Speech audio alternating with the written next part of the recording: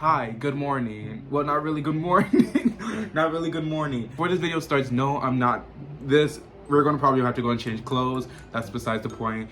It's currently 12:57 in the morning, and it's currently Monday, July 28th.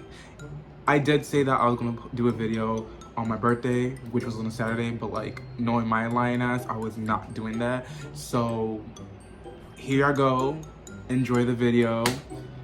And yeah. A few moments later. Let me tell y'all something.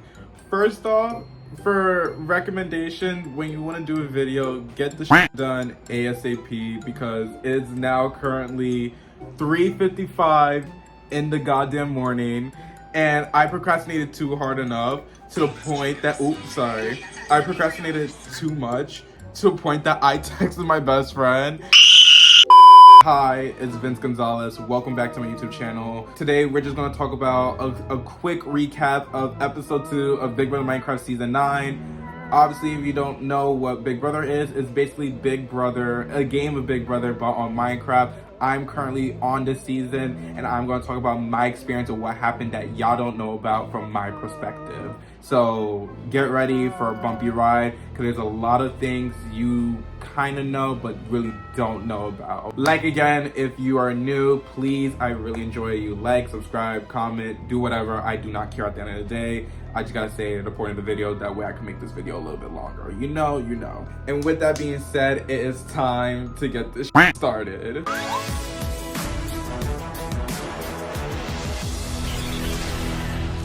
From a recap from last episode, Nick unfortunately went home in a 7-4 vote because Boyar survived eviction. Boyar is the new HOH, and because there's no HOH competition, Andrew decided to throw in this really ghetto-ass twist saying that we will be competing for safety for the entire week. My opinion on this is that I was living for the safety because I obviously, who doesn't want safety? I do, I want it. Because I voted with the minority and didn't vote with the House, it was best that I won the safety because, you know, who knows what Boyar is going to do. I had zero game with Boyar. I never talked to Boyar at all. The only time I talked to Boyar was with the time, there we go. It was with the time that I was in a room with Brayden and him talking about there was a whole Boys Alliance, and then he started getting suspicious about it. Weird as fuck, you know that, right?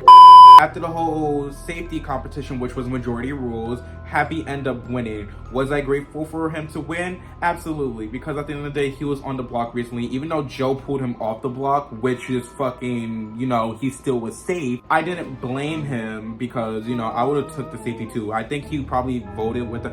I didn't watch much of episode 1, like, entirely, but all I know is that he probably voted with the minority. His ass was probably going home. I don't care. Barely anyone spoke to Boyar besides Max, Sage, Landry, and Via, to my knowledge. I tried my best to get a conversation with Boyar, but Boyar was just like dodging, and now my paranoia started to come in because I didn't know where Boyar's head was at, and I didn't want to tell him that I voted with the minority, and I didn't want to tell him that I voted to evict him. So I started getting paranoid to the fact that I might be the one touching the block.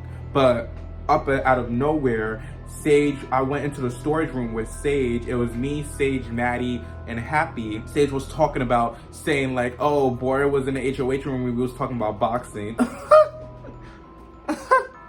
Boxing? Girl, what the fuck is you talking about? Like, girl, please. I've had a very long day. Up and come the nomination ceremony, Boyar decided to nominate Landry and Davison. This is the gag part. This is the part where we all went. Boyar told the whole house that he did a wheel. He did a motherfucking wheel. Let me tell y'all something right now. If I was on the block because of a 1 in 12 chances of going up, oh baby, I would have started some ghetto shit. Andrew would have to just expel me by now because of the fact that I would have said so many slurs to the point that I would have been like, Boyar, you're a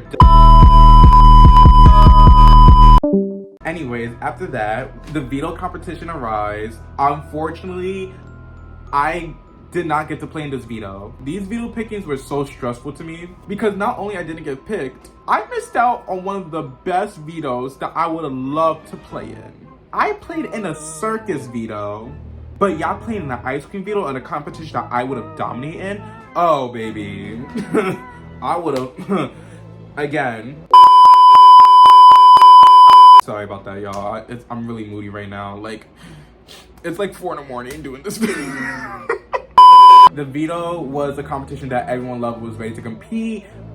Fortunately, Landry won, and I was great that Landry won because Landry's part of the Dolls 2.0 and the bitch nominated too. So like, get up, Landry. Like, Landry, do your big one. So now that the fact that Boyar has to name a replacement nominee, I think it was pretty clear to the house that Sage was automatically the target this week. During the veto meeting, it was clear as day that Landry was going to use the veto on herself, which was, I was really happy because I love Landry to death, and I'm so happy that Landry took herself on the block because I had a feeling that if the nomination stayed the same and if neither nominees won the veto, Landry would have went home, Davison would have been HOH, and yet again, I don't know where Davison's head is at. Like, so Boyar decided to nominate Sage as a replacement nominee. Girl, all hell broke loose a little bit. It was Landry versus Sage. No, not Landry versus Sage. It was Landry, Sage versus Boyar. Then they yelled at each other about boxing. Like, girl, it was a shit show, and like, I was over it. I was ready to get this week over with because after that lockdown, you know, as Davison is campaigning to stay in this game, Sage is campaigning, pushing like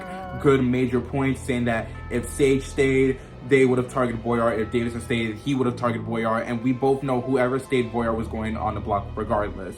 I was thinking to keep a sympathy vote on Sage by voting to evict Sage. You know what I mean? Just to stir some shit up.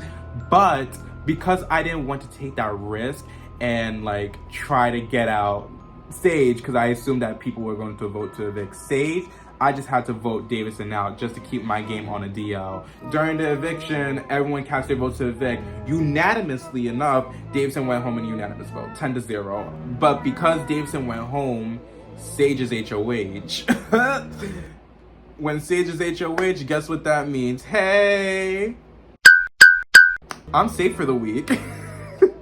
But yeah, y'all, this week was a shit show this week. It wasn't a shit show, but it was like, everyone was everywhere this week. Landry was on the block, Sage was on the block, Davison was on the block, a wheel was spun, and Boyar is just one of the persons of Big Brother Minecraft history. No shade to you. There's a lot coming in going to week 3 because of the fact that Sage is now HOH, and I think it's obvious who they're going to nominate, but would the plan succeed is the question. With that being said, I hope you enjoyed this little mini Vince analysis. I'm sorry like I couldn't go into full detail because there was too much happening this week to the point that my brain was dysfunctioning. Honestly, this season is so chaotic as hell. Everyone's going after each other. There's not really a solid alliance yet.